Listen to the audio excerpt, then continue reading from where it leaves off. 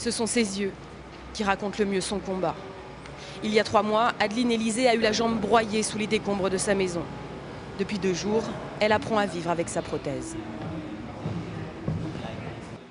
Ça fait mal. Ça fait un peu mal quand j'appuie, quand je marche, À force, ici. mais ça va. Mais c'est bon. Les exercices sont longs et parfois douloureux, mais dans ce centre d'appareillage ouvert par Handicap International, Adeline sait qu'elle peut compter sur les conseils précieux de kinés et d'ergothérapeutes comme Grace Baban.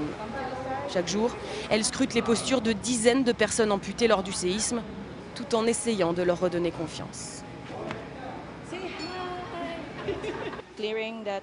Elle a besoin de comprendre comment utiliser sa jambe avec la prothèse, mais sans boiter, pour pouvoir remarcher normalement. C'est pour ça que là, on se concentre sur ses appuis. En face de la salle de rééducation, la fabrique de prothèses, tout élaboré sur mesure. Pour plus de rapidité, les pièces viennent de l'étranger, mais ce sont des techniciens locaux qui les assemblent, sous l'œil attentif des spécialistes de l'ONG. Si tout se passe bien, on peut avoir un patient qui arrive le matin et sa prothèse est faite pour midi, quoi. Et après, ce qui est plus long, c'est de faire tout le réentraînement à la marche. Et donc là, ça prend plusieurs jours, mais il y a certains patients qui se débrouillent très bien et en quelques jours, ils peuvent repartir chez eux avec la prothèse.